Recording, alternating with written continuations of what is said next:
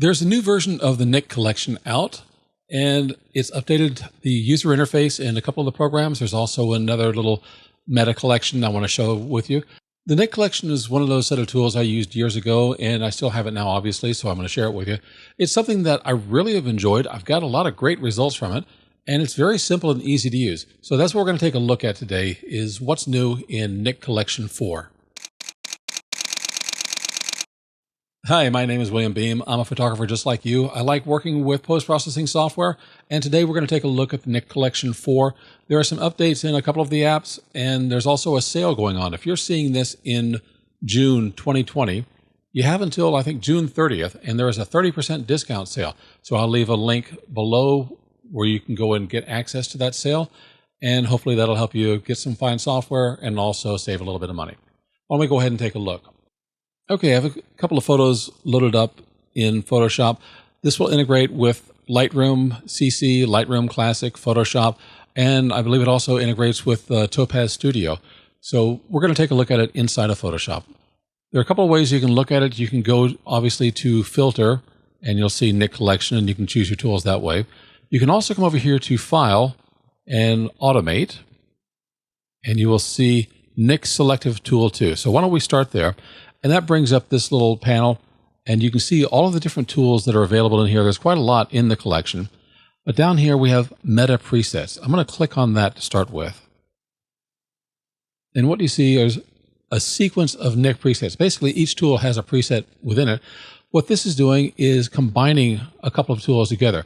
So some of these names, I don't know if they really mean anything to you or not, but what we're experiencing here are a couple of different tools. You can see the logos for each one side by side, and they give you a bit of a look that maybe you haven't seen before.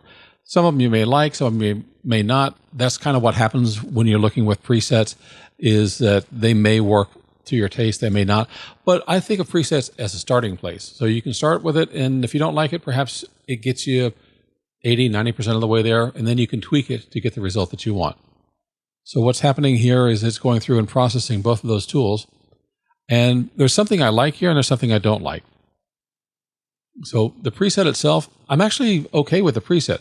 What is bothering me a little bit is that it happened on the background layer. So in real use, what I would do is probably make a duplicate of the background layer, because if I want to change it, right now I can undo this, but if I save this document and then reload it, I can't undo it. So that's why the background layer is helpful. I never like to disturb my original image because I may change my mind at some point. So that's just something that you get with these presets, and you're not really able to adjust them. You get what you get, I think. But what I would like to do here is just show you that there are a few presets. You can try each of them out and see if you like them or not. This one, I think we chose Golden Haze, which is kind of why it looks a little bit hazy and a little bit warm. So I'm going to go ahead and close this out, and I am going to hit undo. In my history, we're just going to go back to open, and you can see in this case it used Viveza 3 and Silver Efex Pro 4. So, and actually I love both of those tools. If you haven't seen Silver Efex before, I've done a video on that. I will link to that in the note above, or the card above. And then why don't we go ahead and take a look at Viveza. So I'm going to go over here to Filter, go to Nik Collection, and we'll go to Viveza. All right, Viveza is one of two tools. The other one is Silver Efex Pro. And you'll see that there's a new user interface. I don't believe they've updated the user interface in the other tools, but these two tools, they've kind of made things a little bit easier to understand and use. So on this side over here, you see presets, and it just gives you some choices. It says that there are 9 in this collection over here, 10 if you consider the neutral one, which to me I don't. And then you can just go ahead, and if you like what you see over here, you can go ahead and plug that in, click on it, and let's say click on this one, and it'll give you a warning that adding a preset will replace all the parameters. So basically, if you've done work over here and then you add a preset, it's going to overwrite that. So I'm going to say no right now, and I think it's pretty common as far as how you work with presets. Double click it and it applies to your image and overwrites everything you've done. What I want to do is show you the user interface over here. So first off, you have global adjustments. And right now we've got our histogram. We're showing things in RGB, but of course you can go ahead and change to your red, green, and blue channels, and also your luminance channels, depending on some of the changes you want to make here. The global adjustments obviously are going to affect everything. So if we want to turn down the brightness, we can just bring that down a little bit, and suddenly the image is brighter. You can double click this little marker, and that will reset everything back to center. Then you have selective tones. So that's basically its way of saying highlights, midtones, and shadows. And then, of course, there's one here for black. So you can kind of move those up and down as you see fit. Selective adjustments. These are kind of some of my favorites. So I'm going to collapse our histogram, our global adjustments, and our white balance. And I want to talk about these control points. They've updated how they do control points. If you're not familiar with Nik software, control points are a method of masking. So for example, let's say that I want to come over here and I want to brighten up this area. A control point is going to look at the tone that you clicked on within the circle radius that you've done. So in other words, it's not going to do everything in here. It's going to work off of where you put this. And let me show you what the mask looks like. So you can see how we're affecting primarily the color tone that was on this arch. And it fades off a little bit over here. Now, this is not a luminance value. This is a masking value. So it might affect a little bit up here and a little there because those tones and colors and texture matched everything else that was down here. But overall, we're creating a mask for this kind of area. So I'm going to turn the mask off. And let's say that the reason I put it there is because I want to brighten that up a little bit. So I've got the mask on that spot with that little control point, and I can just slightly brighten this up. And it does a very good job of selecting the color that I want to brighten up. And that's kind of what I have in mind is, do I want to darken something? Do I want to lighten something? You can use this in combination with your overall global settings. So let's go ahead and we're going to destroy this one. There's a little trash can here, so we'll remove that. And it'll give you a warning. If you don't like warnings, you can just click here to say do not show again. We'll leave that for right now. So let's go to global adjustments. And for the overall image, I want to bring the brightness down. So I get a little bit of a deeper sky color. And that's the only change I want to make there. Now, if I want to add a control point, I can still bring this over here. I can move this little slider here, which sets the size of the area that we're going to be masking. And then I can brighten that up to kind of bring that out of the shadow a little bit. And you don't have to use just one control point. So for example, I may want to do something different over here.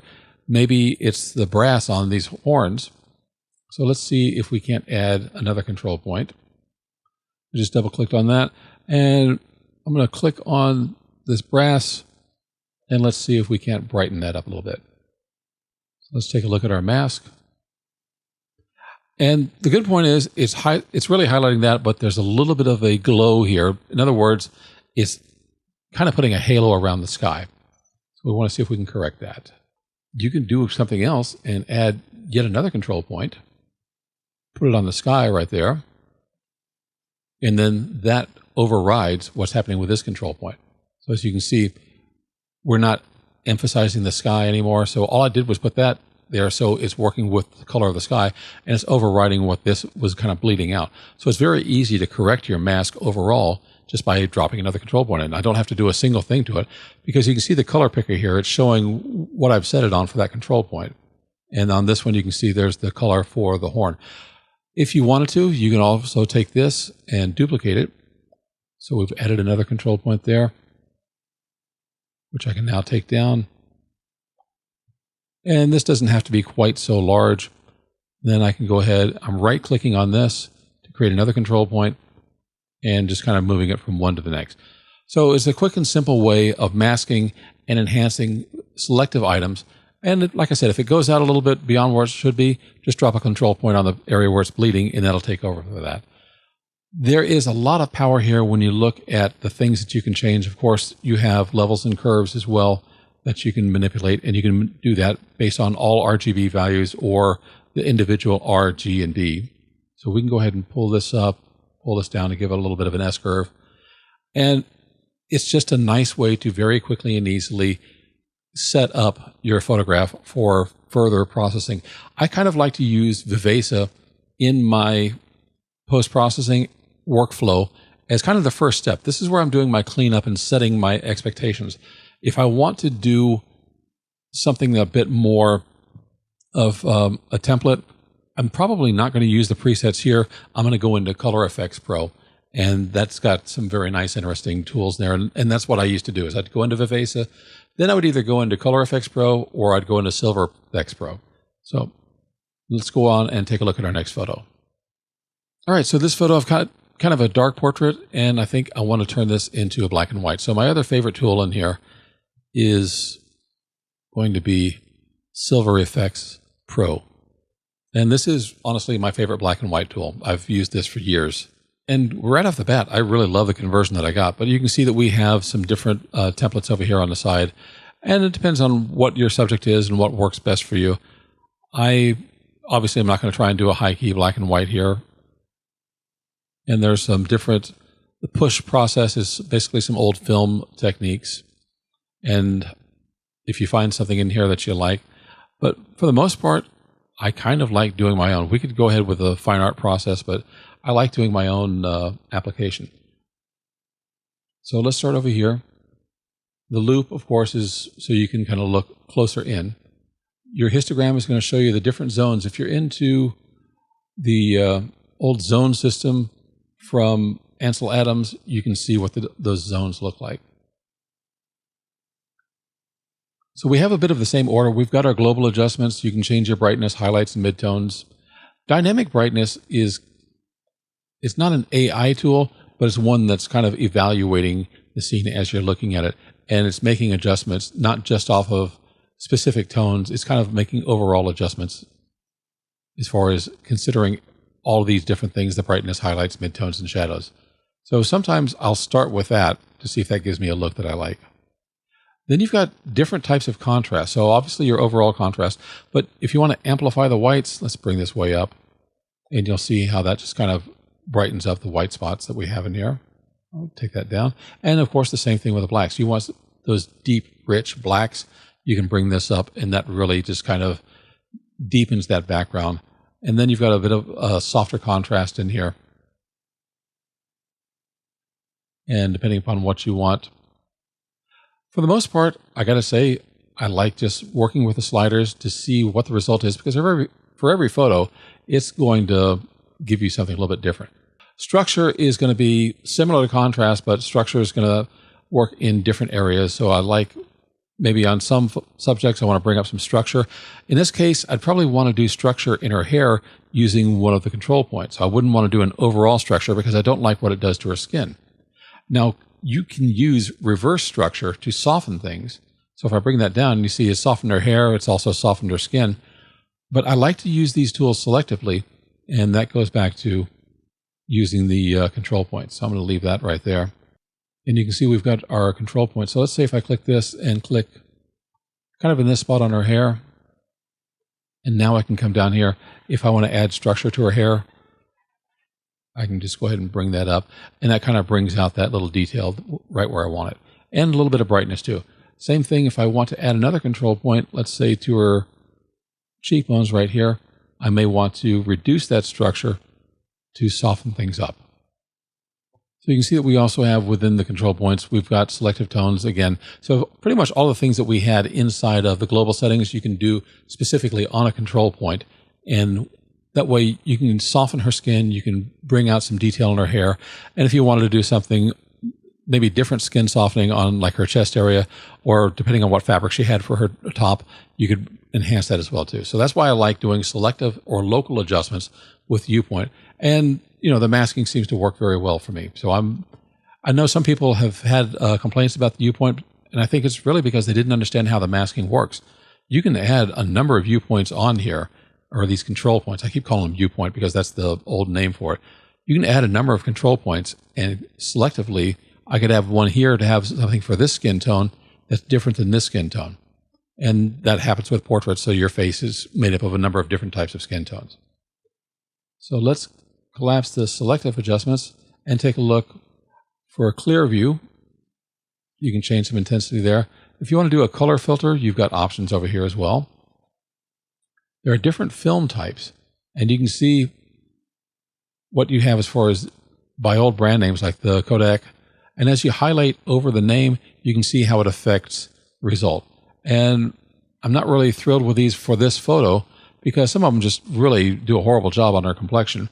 But if you're working on a landscape or a cityscape or something else that you need to look like one of these old style films, it might do a better job for you for that subject. So it really depends upon your subject. So I'm going to turn that off. And of course, at the bottom, you've got your levels and curves. You've got overall film grain, and you can change the intensity there and the size of the grain. And finishing adjustments would be your toning, your vignette. So if you want to add a vignette over here, you can change that around a little bit. You can see how it's kind of affecting her, particularly over here on her clothing. So if I pull this up and down, you can see we've got different types. And then you've also got some of these finishing types. So if you want to do split toning, or if you want to do different colors of the spectrum or selenium type of film finish, those are some of the things I really enjoyed working with this, and some of the blue toner. It depends, again, upon your subject as to whether this fits or not. So if you want to have a kind of a coffee stain to your photograph, you can choose that. And you can see how it just changes the color of the photograph. So I would say these finishing touches are, in my mind, kind of where you really get the magic of this tool. You can burn the edges. You can add image borders. Let's turn this one off.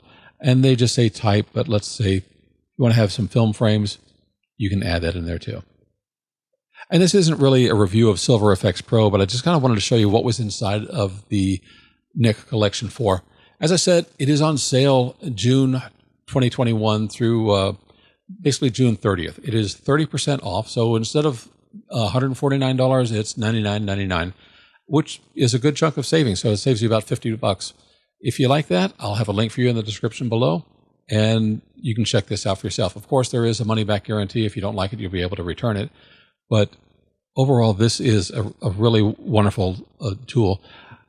But I'd say be careful with it, because you see what we've done to our skin here. Not everything that you can do inside of each of these tools is going to be best for every subject.